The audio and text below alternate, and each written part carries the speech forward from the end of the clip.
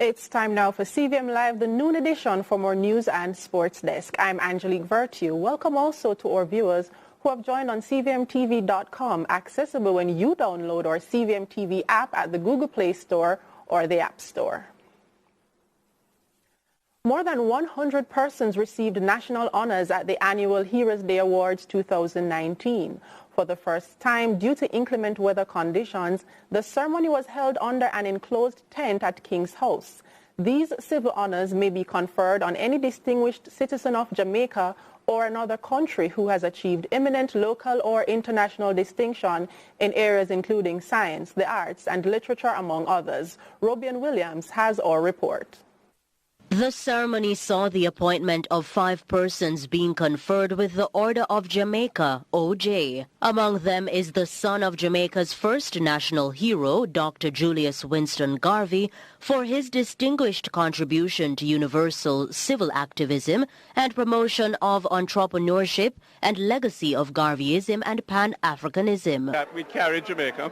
I think all of us abroad identify with Jamaica and carry the culture of fighting for freedom and fighting for our own space in the international arena. So I've been pleased to do that in terms of my own self, as well as to carry forward the legacy of my father in terms of Pan-Africanism and his contribution to African people all over the world. Also honored Order of Jamaica is Lester Michael Henry for his 40 years of distinguished public service, political representation, and public policy development. It's the many rivers that I've had to cross, and the many more rivers which I still hope to cross.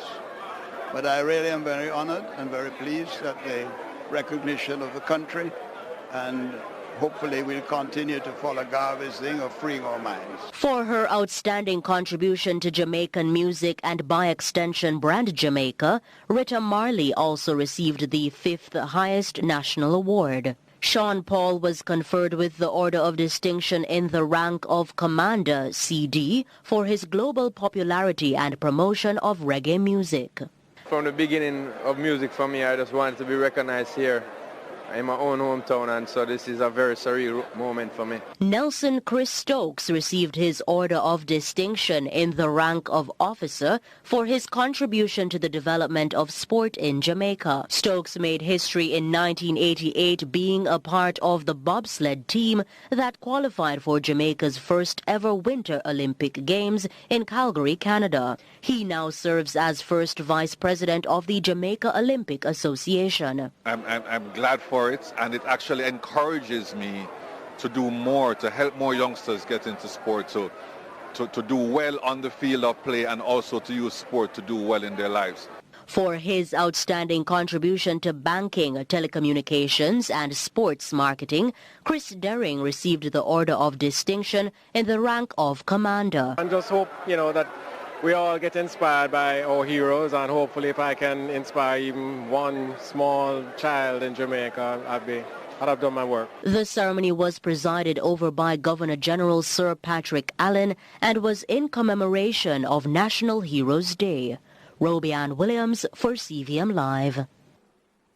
At a time when Jamaica reflects on its rich heritage of heroism, a new generation of heroes are being asked to rise up and protect something upon which life itself depends. Joel Croskill has the highlights of the Prime Minister's Heroes Day address to the nation in this report. Prime Minister Andrew Holness placed the environment at the center of his traditional Heroes Day address. On this Heroes Day, become a hero for your environment. Let us be able to truly say we did our best to preserve it for generations to come. The Prime Minister enmeshed Jamaica's natural heritage with its biodiversity and ecosystems as an important part of the nation's material heritage. We readily understand the value of our natural heritage when we are complimented on the beauty of our island, our white sand beaches, and welcoming warm weather. We come to an even greater understanding when we consider that our tourism product and the economic activity around it heavily depends on our environment and climate. He noted that the government is committed to implementing policies that mitigate and adapt to the effects of climate change and the economic resilience needed to deal with those circumstances. We have also sought to climate-proof our economy by developing financial responses that would reduce the need for borrowing in the event of a catastrophic natural disaster.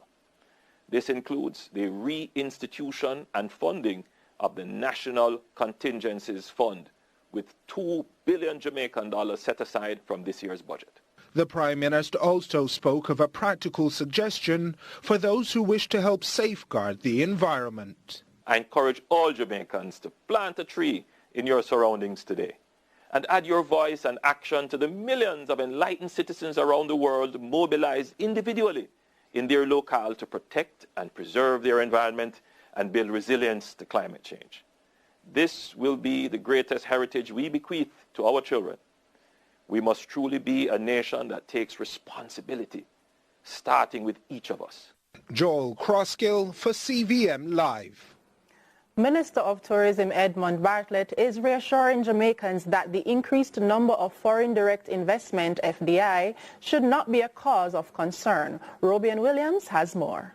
Minister Edmund Bartlett is lauding extensive growth in the tourism industry due to foreign investors who are confident in the sector. But noted economist Ralston Hyman says while the tourism industry is thriving, the ministry should make efforts to create links with the other industries that are lagging behind. We want to see a greater degree of linkages between that sector, the manufacturing sector, the agricultural sector, the entertainment sector, so that we can maximize the benefits from that sector, which is very attractive. Right now, the retention is only 40%. We want to move that up to 60%. Dominican Republic is 50. We want to move up to 60. And that means that there will have to be a greater link with the farmers. So you can have tourism growing while the agricultural sector is declining. Similarly with manufacturing, and that will give us a stronger base and more value-added jobs, because the jobs we have in the tourism sector now are low-paying, low-value-added jobs. Hyman adds that only a small fraction of the money is retained in the country, and so industrial linkages are mandatory if Jamaica should reap a considerable amount of benefits from foreign direct investment. For every dollar of expenditure, only 40 cents is left in Jamaica.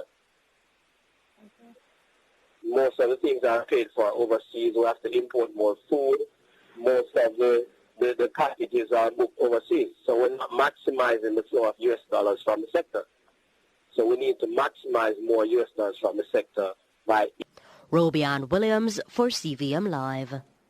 For almost a month, the residents of Augustown and its environs have been calling out for the return of their water supply. Simple day-to-day tasks are now a major headache.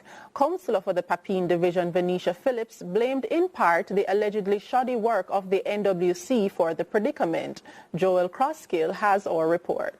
There's a certain irony to the predicament residents of Augustown have found themselves in for the past few weeks, as despite being one of the closest communities to the 700 million gallon capacity of the Mona Reservoir, they are without water in their pipes. Residents say they have had to rely on the kindness of the University of the West Indies. Over university campus we have to go for the water. We can't go over there all the while. Sometimes the security them so tight we have to have big water. When the truck come, we not get none. Why is that? Them not giving none.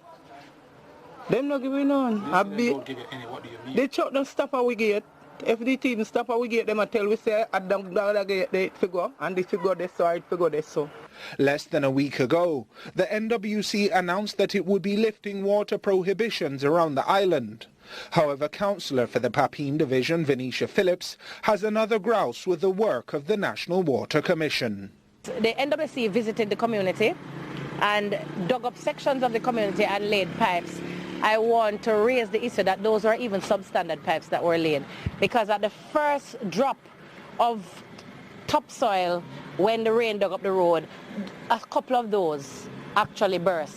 Councillor Phillips says that previously the roads were not a problem, but now they are, due to the incomplete work of the NWC. They are creating more problems to solve another problem, because now when it rains in this community, the community is almost being cut in two, and you can see it here, residents right now are filling out the gaps in the road to prevent it from opening up. Joel Crosskill for CVM Live. In international news, the British Prime Minister's push to have a straight yes or no vote on his Brexit deal in Parliament has been blocked just 10 days before the deadline for the United Kingdom to leave the European Union. The Speaker of the lower house said the vote was too similar to one held on Saturday and could not go ahead. Canada's Justin Trudeau has secured a second term as Prime Minister, but his Liberal Party has not gained enough seats for a parliamentary majority.